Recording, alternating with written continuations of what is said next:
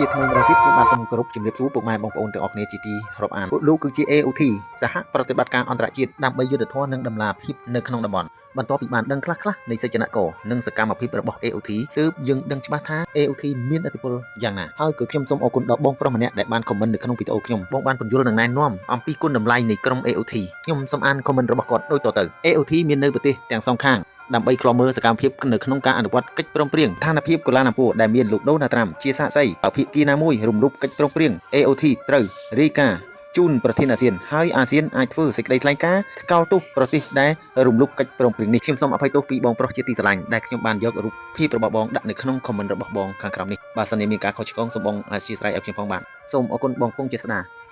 ពេលនេះទើបយើងដឹងច្បាស់ថា AOT ពិតជាមានតម្លៃណាស់សម្រាប់ប្រទេសទូនខ្សោយជាពិសេសប្រទេសកម្ពុជាតែម្ដងការពិនិត្យមុនប្រជាពលរដ្ឋមួយចំនួនធំមិនដឹងថា AOT ជានរណានោះទេឥឡូវនេះបន្ទាប់ពីបានស្ដាប់ទស្សនាវីដេអូនេះទៅប្រជាពលរដ្ឋពិតជាបានយល់ថាប្រទេសកម្ពុជាយើងខ្វះ AOT មិនបានទេព្រោះយើងត្រូវការភាពយុត្តិធម៌ត្រូវការសន្តិភាពដូច្នេះយើងក៏ត្រូវការ AOT ជាអ្នកជួយយើងផងដែរដូច្នេះមានតែក្រុម AOT នេះទេដែលជាភ្នែកច្រមុះរបស់អន្តរជាតិនិងពិភពលោក AOT គឺជាមនុស្សដែលប្រកាន់នឹងសុក្រិតភាពនិងភាពយុត្តិធម៌សម្រាប់ប្រទេសជួបវិបត្តិដូចជាប្រទេសកម្ពុជាយើងជាដើមសពថ្ងៃនេះប្រទេសកម្ពុជាយើងកំពុងតែរងភាពអយុត្តិធម៌ពីប្រទេសសៀមធ្វើទុកបុកម្នេញម្ដងហើយម្ដងទៀតមិនឈប់ឈរលៀនពៀនរំលោភបំពានមកលើទឹកដីកម្ពុជារដ្ឋយើងធ្វើឲ្យយើងជួបរឿងអយុត្តិធម៌ដ៏ធ្ងន់ធ្ងរដូច្នេះ IoT អាចជួយយើងដល់ព័ត៌មានទៅអន្តរជាតិជាពិសេសនៅក្នុងតំបន់អាស៊ាន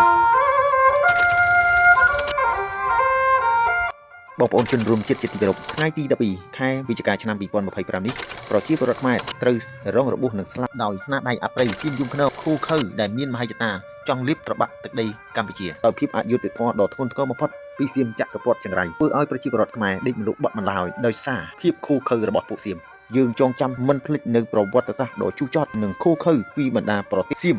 ឈ្លានពានទឹកដីខ្មែរនេះជាទង្វើដ៏លីមួកមិនអាចលើកលែងបានទេដូច្នេះមានតែអន្តរជាតិនិងពិភពលោកកោតទោសសៀមឲ្យខាងតែបានពួកវាបានឈានជើងចូលទឹកដីខ្មែរបាញ់សម្លាប់ប្រជាពលរដ្ឋខ្មែរដោយភាពអយុត្តិធម៌បំផុតដូច្នេះទឹកភ្នែកប្រជាពលរដ្ឋខ្មែរមិនអាចស្ងរីងស្ងួតបានទេសម្រាប់ប្រជាពលរដ្ឋស្រែករកភាពយុត្តិធម៌ពីអន្តរជាតិ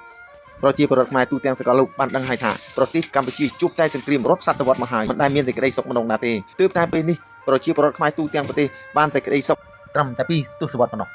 ឥឡូវជនឈ្លានពានសៀមបង្កគ្រោះមហន្តរាយម្ដងហើយម្ដងទៀតមកដល់ប្រជាពលរដ្ឋខ្មែរធ្វើឲ្យប្រជាពលរដ្ឋខ្មែរមិនទទួលបាននូវសេចក្តីសុខក្នុងនាមយើងជាជាតិសាសន៍ខុសគ្នាមែនប៉ុន្តែពិភពលោកស្រឡាញ់និងចូលចិត្តអាណិតខ្មែរដោយឡែកតែជនឈ្លានពានសៀមតែប៉ុណ្ណោះដែលស្អប់ខ្មែរ